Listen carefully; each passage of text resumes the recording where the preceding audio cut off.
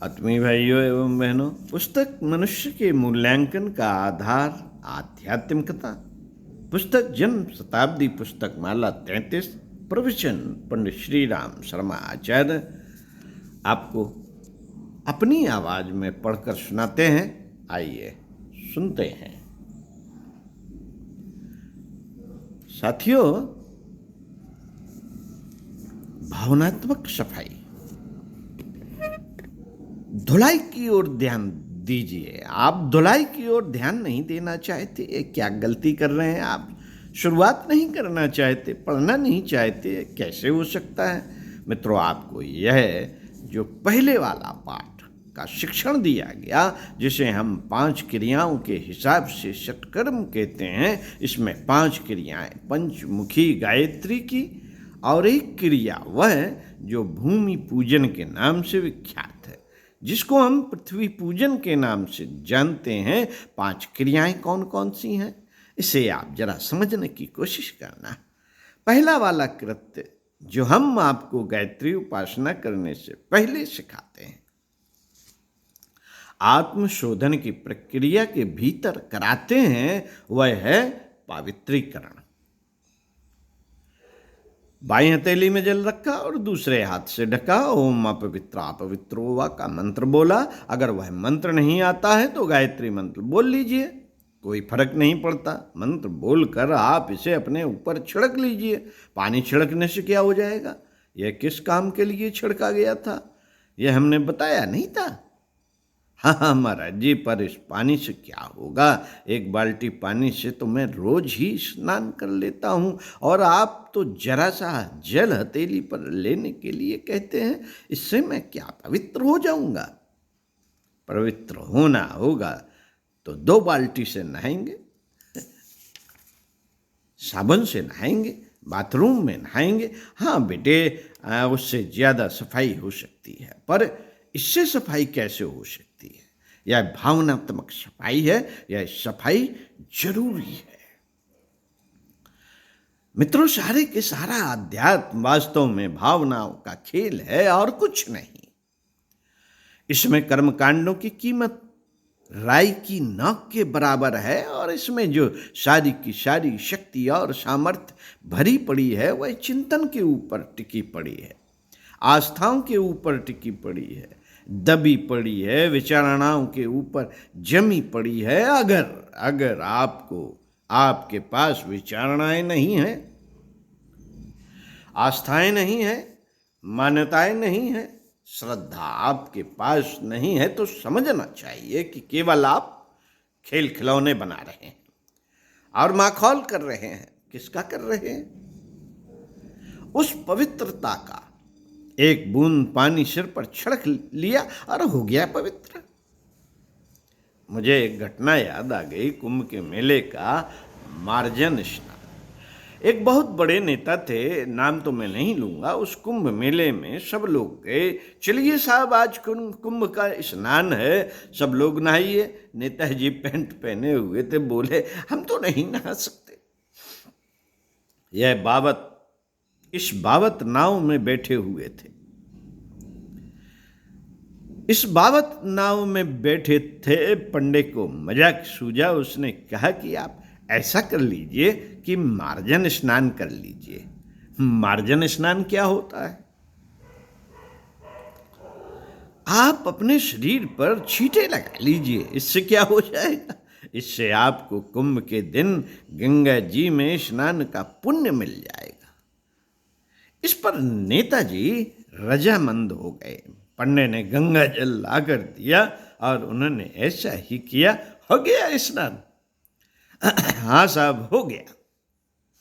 अगर आप भी ऐसा ही स्नान करते हैं, ऐसा ही पवित्रीकरण करते हैं, पवित्रीकरण का ऐसा ही माखौल बनाते हैं, तो आपकी मर्जी।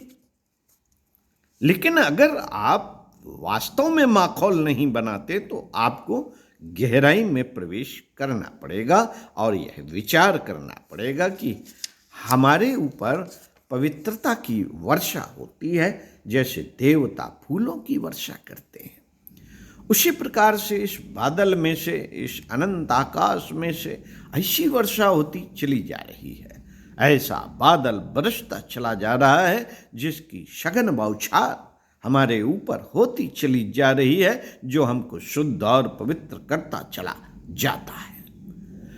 मित्रों, पवित्रीकरण करते समय आप यह अनुभव करें। मैं आपको एक और उदाहरण और बता सकता हूं। गर्मी के दिनों में सड़क पर मिट्टी पड़ी होती है, धूल पड़ी होती है। हाँ साहब, धूल उड़ उड़ कर आंखों में जाती है। हाँ साहब, म्युनिसिपल बोर्ड की जब गाड़ी आती है तो सारे के सारे धूल धक्कड़ दबाती हुई पानी छिड़कती चली जाती है। जब गाड़ी चली जाती है तो सब जगह सड़क ठंडी हो जाती है और तरावट आ जाती है इस धूल धक्कड़ वाली सड़क पर। जब म्युनिसिपल बोर्ड को की पानी से भरी हुई गाड़ी आती है, कौन सी? ओम पवित्रा पवित्र आजर्वावस्दांगतो पिबा की जलधारा छिड़कती हुई चली जाती है और धूल को दबाती हुई, गलाती हुई चली जाती है और ठंडक देती हुई चली जाती है। जब बरसात होती है तो क्या होता है बेटे? हरियाली पैदा होती है। यह जल जो आपने अपनी बाईं हथेली पर रखा था, उसको हम अपने ऊपर उछालते हैं, छिड़कते हैं। यह करते हुए आप ध्यानमग्न हो जाइए कि हमारे ऊपर पवित्रता की वर्षा हो रही है, देवत्व की वर्षा हो रही है, जो हमारे शरीर कषायों को और मानसिक कलमशों को धोती हुई चली जा रही है। बेटे, यही तो है गंगा स्नान, और क्या है?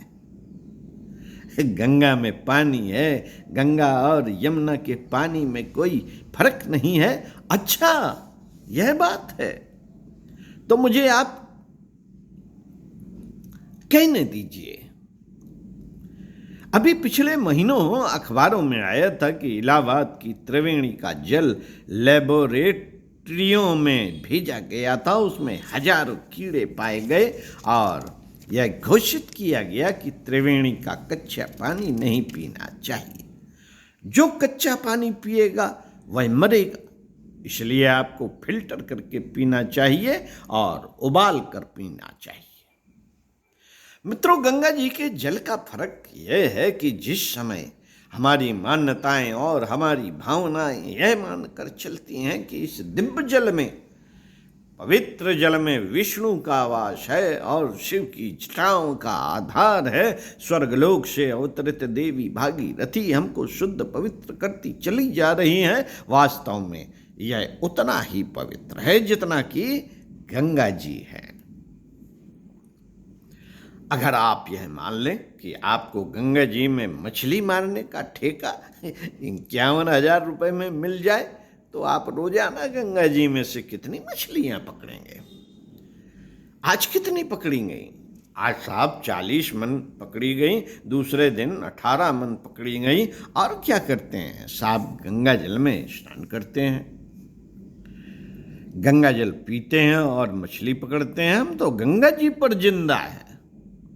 अच्छा, तो आपको फायदा हो सकता है। मेरे ख्याल से आपको गंगा जल से कोई फायदा नहीं हो सकता, इससे आपको कोई मुक्ति नहीं मिल सकती अगर पानी का ख्याल है तब। लेकिन अगर आपका ख्याल, आपकी भावना यह है कि गंगा से मुक्ति होगी, तो बेटे आपको वही लाभ होगा जो जगन्नाथ मिश्र को हुआ था। साथियों, जगन्नाथ मिश्र के मन में आया था कि हम अपनी माँ की गोदी में प्रवेश करते जाते हैं। दिव्यता की देवी, मातृत्व की देवी की गोदी में हम प्रवेश करते जाते हैं। वे गंगा लहरी के 52 श्लोकों में से एक एक श्लोक बोलते हुए, एक एक कदम बढ़ाते हुए गंगा जी में चली गए और उसी में प्रवाहित हो गए थे। स्वामी राम तीर्थ भी टिहरी में माँ गंगा की गोदी में लिपटने के लिए व्याकुल हो गए थे।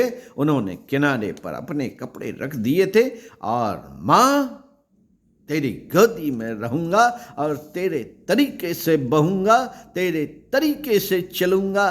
तेरा उद्देश्य हिमालय से निकलकर बिना किसी की चिंता किए हुए अपनी शुद्धता और पवित्रता से असंख्यों का उत्कर्ष करते हुए समुद्र में समा जाना है।